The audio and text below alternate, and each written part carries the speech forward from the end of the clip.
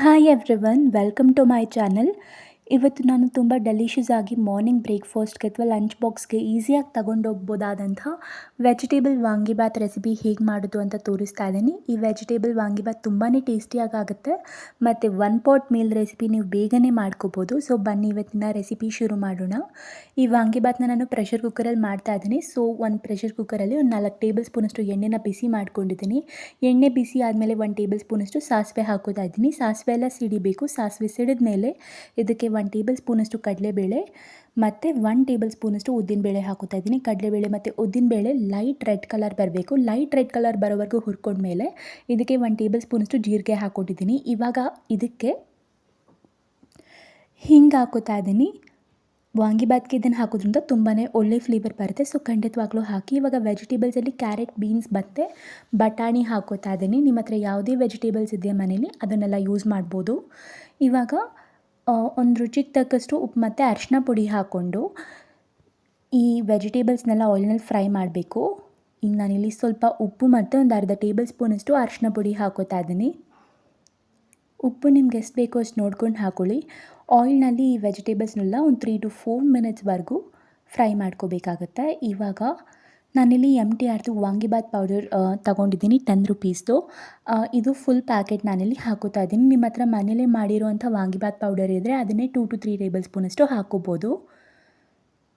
ಜೊತೆಗೆ ನಾನಿಲ್ಲಿ ಒಂದು 1/2 ಟೇಬಲ್ ಸ್ಪೂನಷ್ಟು ರೆಡ್ ಚಿಲ್ಲಿ ಪೌಡರ್ ತೊಗೊಂಡಿದ್ದೀನಿ. ಇದನ್ನು ಕೂಡ ಹಾಕ್ಕೋತಾ ಇದ್ದೀನಿ. ನಿಮಗೆ ಖಾರ ಎಷ್ಟು ಬೇಕೋ ಅಷ್ಟು ಮಾತ್ರ ನೋಡ್ಕೊಂಡು ಹಾಕ್ಕೊಳ್ಳಿ, ಜಾಸ್ತಿ ಹಾಕ್ಕೊಳ್ಳೋಕೆ ಹೋಗಬೇಡಿ. ಇವಾಗ ಈ ಮಸಾಲೆನೆಲ್ಲ ಒಂದು 2 ನಿಮಿಷದವರೆಗೂ ಚೆನ್ನಾಗಿ ಫ್ರೈ ಮಾಡ್ಕೋಬೇಕಾಗತ್ತೆ. ನಾನಿಲ್ಲಿ ಒಂದು ರೆಡ್ ಚಿಲ್ಲೀಸ್ ತೊಗೊಂಡಿದ್ದೀನಿ, ಒಂದು 2. ಇದನ್ನು ಈ ರೀತಿ ಕಟ್ ಮಾಡಿ ಹಾಕೋತಾ ಇದ್ದೀನಿ. ಉದ್ದಿನಬೇಳೆ ಮತ್ತು ಕಡಲೆಬೇಳೆ ಹಾಕಬೇಕಾದ್ರೆ ಆವಾಗಲೇ ಹಾಕೋಬೇಕು.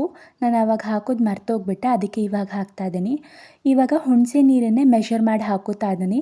ನಾನಿಲ್ಲಿ 1 ಗ್ಲಾಸ್ ಅಕ್ಕಿಗೆ 2.5 ಗ್ಲಾಸಷ್ಟು ನೀರು ಹಾಕೋತಾ ಇದ್ದೀನಿ. ನೀರು ಬದಲು ಇವಾಗ ಹುಣಸೆ ನೀರು ಎಷ್ಟು ನಾವು ಎತ್ತಿಟ್ಕೊಂಡಿರ್ತೀವಿ ಅದನ್ನೇ 1.5 ಗ್ಲಾಸಷ್ಟಿತ್ತು. ಅದಕ್ಕೆ ಸ್ವಲ್ಪ ನೀರು ಸೇರಿಸ್ಕೊಂಡು ಮೆಷರ್ ಮಾಡಿ ಹಾಕೋತಾ ಇದ್ದೀನಿ. ನೆನಪಿರಲಿ, 1 ಗ್ಲಾಸ್ ಅಕ್ಕಿಗೆ 2.5 ಗ್ಲಾಸಷ್ಟು ನೀರನ್ನ ನಾನಿಲ್ಲಿ ಯೂಸ್ ಮಾಡ್ತಾ ಇದ್ದೀನಿ.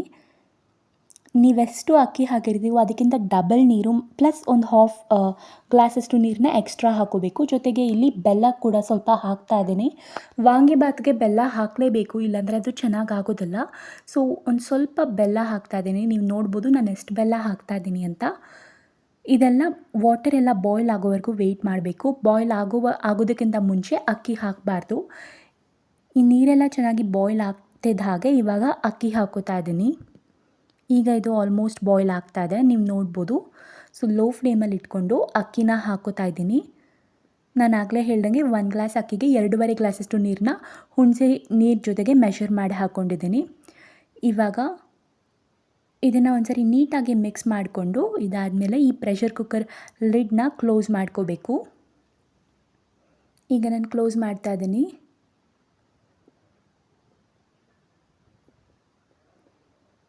ನಾವು ಹೈ ಫ್ಲೇಮ್ನಲ್ಲಿ 1 ವಿಸಲ್ ಆಗೋವರೆಗೂ ಇದನ್ನು ಬಿಡಬೇಕಾಗತ್ತೆ. ಅದಕ್ಕಿಂತ ಜಾಸ್ತಿ ಬೇಯಿಸ್ಕೊಳ್ಳೋದೇನು ಬೇಡ. ಹೈ ಫ್ಲೇಮ್ನಲ್ಲಿ 1 ವಿಸಲ್ ಆಗಬೇಕು.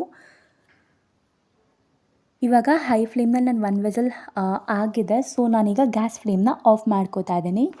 ಪ್ರೆಷರ್ ಕುಕ್ಕರೆಲ್ಲ ತಣ್ಣಗಾಗಿ ಪ್ರೆಷರೆಲ್ಲ ತನ್ನಿಂದ ತಾನೇ ಹೋದ್ಮೇಲೆ ನಾವು ಇದನ್ನು ಓಪನ್ ಮಾಡಬೇಕು. ಅಲ್ಲಿವರೆಗೂ ಓಪನ್ ಮಾಡಬಾರ್ದು. ನಾನಿವಾಗ ಇದನ್ನು ಓಪನ್ ಮಾಡ್ತಾ ಇದ್ದೀನಿ.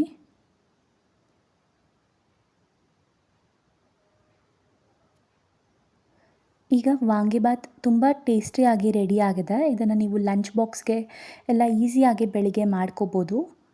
ತುಂಬಾ ಟೇಸ್ಟಿಯಾಗುತ್ತೆ. ಮಾರ್ನಿಂಗ್ ಬ್ರೇಕ್ಫಾಸ್ಟ್ಗೆ, ಲಂಚ್ ಬಾಕ್ಸ್ಗೆ ಅಥವಾ ಡಿನ್ನರ್ಗೆ ಕೂಡ ಇದನ್ನು ಟ್ರೈ ಮಾಡ್ಬೋದು. ಇವತ್ತಿನ ಈ ರೆಸಿಪಿ ನಿಮಗೆಲ್ರಿಗೂ ಇಷ್ಟ ಆಗಿದೆ ಅಂದ್ಕೊಂಡಿದ್ದೀನಿ.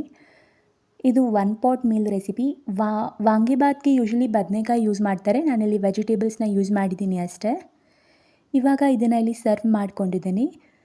ನಿಮಗೆಲ್ರಿಗೂ ಇವತ್ತಿನ ಈ ರೆಸಿಪಿ ಇಷ್ಟ ಆಗಿದ್ದರೆ ಈ ವಿಡಿಯೋಗೆ ಲೈಕ್ ಮಾಡಿ ಮತ್ತು ಇದೇ ಥರದ ಇನ್ನೂ ರೆಸಿಪೀಸ್ ನೋಡೋದಕ್ಕೆ ಈ ಚಾನಲ್ಗೆ ಸಬ್ಸ್ಕ್ರೈಬ್ ಮಾಡಿ.